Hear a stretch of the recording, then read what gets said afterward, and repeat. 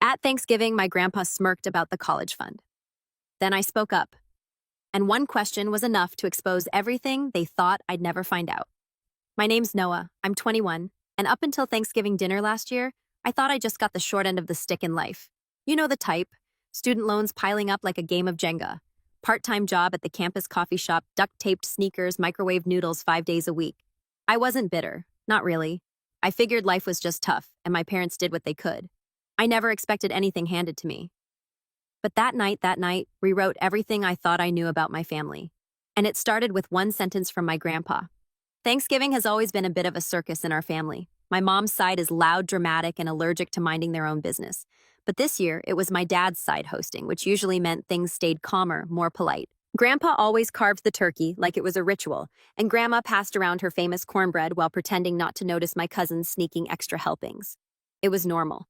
I was home from college for the weekend, already dreading the midterms waiting for me when I got back. I remember sitting next to my little cousin Mason, who was too distracted by his mashed potatoes to talk much. My parents were across the table chatting with my uncle and aunt like everything was fine, like they hadn't ignored most of my texts that semester. We were halfway through dinner when Grandpa raised his glass in a toast, something he only did when he was in a particularly sentimental mood. To family, he said, voice shaky but warm, and to seeing our kids grow into something we can be proud of. People murmured their agreements, clinked at glasses. Then he looked right at me and said it. And Noah, glad to see you're putting the college fund to good use. Everything around me paused. Forks froze midair. My heart thudded once, then again faster. I blinked. What fun! That's when I saw it. My dad choked on his drink, spluttering into his napkin. My mom's face drained of color so fast it was like someone pulled the plug. My aunt's eyes darted toward them, and even Mason stopped chewing. Grandpa frowned. The college fund we set up when you were born. You didn't know. And then, like a nail driven into the silence. Mason's sweet, oblivious little. Mason looked up at me and whispered, "Wait, you didn't know." I didn't say anything. I couldn't. It felt like someone had punched me in the gut. I turned slowly to my parents, but neither of them met my eyes. My mom picked at her peas like they were suddenly fascinating. My dad reached for his wine glass again. "Noah," Grandpa said, clearly confused. "Hasn't the fund been helping with your tuition? We've been putting money in it for years. Every birthday, every Christmas, even when things got tight." I swallowed hard. "No one ever told me about a fond," I said, quieter than I expected. At that, Grandma's lips parted like she wanted to speak but didn't know where to start. Aunt Julie leaned in slightly, eyebrows raised, her fork resting on her plate. "Wait, so who's been managing it?" That was when things started to unravel. My dad cleared his throat. We didn't think he needed to know. He said I still on his plate." "You didn't think I needed to know I had a college fund?" My voice cracked on the word had. "We used it," my mom said quickly, her voice tight. "For the house and bills and emergencies. We thought it was best." Grandpa's face turned from confusion to something else. Something cold. "What do you mean you used it?" My dad shot him a look, then turned to me. "Noah, we were struggling. The recession hit hard, the roof was leaking, and your brother needed braces." "My brother," I snapped, cutting him off, "the one who didn't even go to college." "It was all for the family," my mom said, her voice rising. "You wouldn't understand. You were just a kid. You wouldn't remember how bad it got." I stood up. My chair screeched against the floor. Every eye at the table was on me. "You could have told me. You let me take out loans. You let me work 20 hours a week on top of classes. I thought we just didn't have the money. I thought I was doing the right thing, working hard, not asking for help. And the whole time you were sitting on my college fund?" It wasn't like that, my dad said, but he didn't sound convinced. "You're making this a scene." I laughed, bitter sharp. "Oh, I'm making a scene. You lied to me for years and I'm the problem." Grandpa turned to them, his voice quiet but firm. "That money was never meant for you too. It was Noah's. We made that clear." "Well, maybe if you hadn't insisted on putting it in our names," my mom began, but she stopped when she saw the look on Grandpa's face. "Because we trusted you," he said. "Because we thought you'd do right by your son." The table was dead silent. My cousins looked anywhere but at me. Even Mason kept his head down now. My aunt looked uncomfortable, and my uncle. He slowly leaned back in his chair, lips pressed tight. I sat back down not because I wanted to stay, but because my legs were shaking. "How much was in it?" I asked, looking at Grandpa. He hesitated. "About 40,000 by the time you turned 18. Probably more." "We kept adding to it." 40,000. 40,000. That could have wiped out every loan I had. Covered books, housing, maybe even let me breathe for once. I stared at my parents. My mom looked like she might cry, but I didn't care. My dad looked angry but not ashamed, just cornered. "We did what we had to do," he muttered. "No," I said, my voice low. "You did what was convenient for you." Grandma finally spoke, her voice barely above a whisper. "We need to talk about this, all of us." But I wasn't listening anymore. I was already pulling out my phone, my fingers moving almost on instinct. Not to make a scene, not to post some angry rant, just to pull up something I'd been sitting on for a while, something I'd kept buried, figuring it wasn't worth sharing until now. And as I opened the document I'd been holding on to for months, the one with every cent I'd scraped together, every scholarship I'd fought for, and a little bonus I'd gotten from the startup I'd interned at over the summer, I saw my dad glance at the screen and freeze. He knew what it was, or at least what it meant, but I wasn't ready to say it out loud. Not yet. Because the truth, that was just the beginning. I didn't sleep that night. After the dinner ended in a messy, silent exodus with Grandma quietly ushering everyone toward dessert like sugar might patch the cracks in our family, I packed my things and drove back to my college apartment early. I left a note for Grandpa, thanking him for dinner and for telling me the truth, even if he didn't mean to. The silence in my car on the drive back was louder than anything said at the table. I kept thinking about Mason's face when he whispered, "You didn't know." The innocence of it, the sheer weight that sentence carried without even trying. It wasn't just about money anymore. It was about trust, about my entire childhood being edited, revised, and narrated by two people who saw me as a resource, not a son.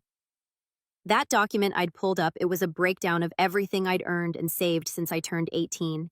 Scholarships, stipends, job wages, freelance gigs, anything I could hustle. I had been so proud of it too. I remember sitting in my tiny apartment at 2 a.m. once, calculating whether I could afford a new pair of shoes or if that money was better spent on groceries. I chose ramen and used duct tape on the SS. My parents apparently chose braces for my brother and that bonus from the startup. What they didn't know was that I wasn't just an intern anymore. 2 weeks before Thanksgiving, the company offered me a full-time position after graduation. High salary, signing bonus, stock options. They told me they were grooming me for leadership within 2 years if I kept up my pace. I've been waiting to tell my parents when I got home, waiting for a moment when I thought they'd be proud. Now I wasn't sure I wanted them to know at all. The next few days were quiet, too quiet. I didn't hear from my parents. Not a call, not a text. Grandma messaged me once, just a simple "thinking of you. Love you." I stared at it for a while before typing thanks. "I'm okay," and then deleting it. I didn't respond. I didn't know how, but then the messages started coming. First from my mom. "Mom, Noah, we should talk. Can we please meet before you go back?" Then my dad. "Dad, you're being immature. This is more complicated than you think. Call me." Then, oddly, from my uncle. Uncle Dan. "Hey, just want you to know I had no idea about the fun stuff. That's messed up. I'm here if you want to talk." I didn't reply to any of them. Not yet. Instead, I did something that made my hands shake. I contacted the bank listed on the trust fund documentation Grandpa had mentioned. It took a bit of digging, a few forwarded emails from Grandma once she realized how serious I was, and a polite but firm phone call with a confused advisor who couldn't understand how the beneficiary of a fund didn't know it existed. When they confirmed that the fund had been drained over the course of 7 years and that every withdrawal had been authorized by my parents, I felt sick. There it was. Paper trail, hard numbers, names. They didn't even try to hide it. I asked if there was anything I could do. The advisor paused before saying, "You'll want to speak to a lawyer. This might fall under misappropriation, especially if the fund was designated specifically for your education." So I did. I made an appointment with a campus legal aid rep, brought them everything. The fund documentation, the bank statements, my own financial history, even printed out emails from Grandpa over the years, mentioning adding something extra for your future that I'd always brushed off as vague birthday stuff. The rep looked at me for a long time and said, "Noah, they might have committed a felony." I didn't want to believe it. Still didn't. These were my parents. They tucked me in. They taught me to ride a bike. They bought me a Lego set after my tonsil surgery. And now they were people I might have to take to court. That weekend I went radio silent, didn't answer calls, didn't post online. I needed space, needed time to think, but the silence only made them louder. On Sunday night, there was a knock at my apartment door. I opened it to find my dad standing there. He looked tired, like he hadn't slept either. "Can I come in?" I didn't move. "I just want to talk." Still, I said nothing. Then he sighed. Fine, I'll talk. You listen. He stood awkwardly in the hallway, hands in his coat pockets. We didn't mean for it to go this far. We just thought we'd pay it back. You were young, you wouldn't notice. Then we fell behind and things got away from us. I stared at him. You could have told me. I know, he said. But your mother thought you'd resent us. She wanted to wait until we could replenish it. You had 18 years, I said. He flinched. Then he said something that shifted everything. We didn't just use it on ourselves, Noah. We used it on your brother, too. His school, his surgery. He's struggling, you know. He's always needed more help than you. You've always managed. We thought you could handle it. I felt the anger rise again. So because I was the low-maintenance kid, I got less. He didn't answer, just looked down at his shoes. Then I asked, what would you have done if Grandpa hadn't said anything? Kept lying, let me drown in debt. He looked up, and for a moment I swear I saw regret. Real painful regret. I don't know. There it was, the most honest thing he'd said to me in years. I nodded slowly, then stepped back and closed the door. No yelling, no drama, just quiet. But something in me snapped into place after that. I wasn't just going to move on. I couldn't. They made a choice. Now it was my turn. I didn't sleep that night either. After I closed the door in his face, I leaned against it for a long time, listening to his footsteps retreat down the hallway. I expected to feel some kind of satisfaction, some weight lifted off my chest, but I didn't. My stomach churned, not with doubt. No, I was sure of what they did, but with grief. The kind that crawls in when you finally see your parents not as guardians, but as deeply flawed people who chose themselves over you. The next morning, I got a text from my mom. Just 4 words. We're so sorry. I didn't reply. I went to class, pretended to take notes, pretended to listen. But my mind kept playing the same loop. My dad's voice saying, you've always managed. Like my independence was a punishment. Like doing okay meant I didn't deserve help. That night, I sat down with my laptop and started drafting something. Not an email, not a letter, a formal legal request. The campus legal advisor had already walked me through the steps. If the trust fund was set up in my name and intended specifically for my education, my parents could be liable for misappropriation, especially if they used the money for non-educational purposes. The lawyer had used the word restitution a few times. I hadn't asked what the consequences might be yet. I wasn't ready to hear it, but I was ready to start the process. So I did. I filed the request through the proper channel and CC'd the bank's trust department and my advisor. I didn't even tell Grandpa yet. I wasn't sure how he'd take it. He still believed in family. I wasn't sure I did anymore. 2 days later, I got a call. Blocked number. I usually don't answer those, but something told me I should. It was my mom, Noah. She said breathless, like she'd been crying. Please don't do this. We'll pay it back. We'll figure it out. You don't have to ruin everything. Her voice cracked on the word ruin. I didn't say anything at first. Then I asked, how much did you take? She hesitated. We didn't keep track. It was over the years. The bank did, I said flatly. Silence. Then we didn't think it would matter this much. You got scholarships. You're doing fine. That word again, fine. I wanted to scream, but I didn't. I stayed calm. I've been eating canned soup for 3 years, Mom. I've walked 2 miles in the rain because I couldn't afford a bus pass. You left me to figure it out while pretending nothing existed. And you want me to be grateful I managed? We were trying to help the family, she whispered. No, you were trying to survive, and you chose who mattered more. Click. I hung up. I didn't even realize my hands were shaking until I saw the cursor blinking on my screen again. Over the next week, word spread. I don't know how, but someone told Grandpa. Maybe it was my aunt. Maybe Mason overheard something. I don't know. But that Sunday, I got a call from him. Noah? He said, voice low and steady. Can we meet for coffee? Just you and me. I agreed. We met at this quiet diner near my school.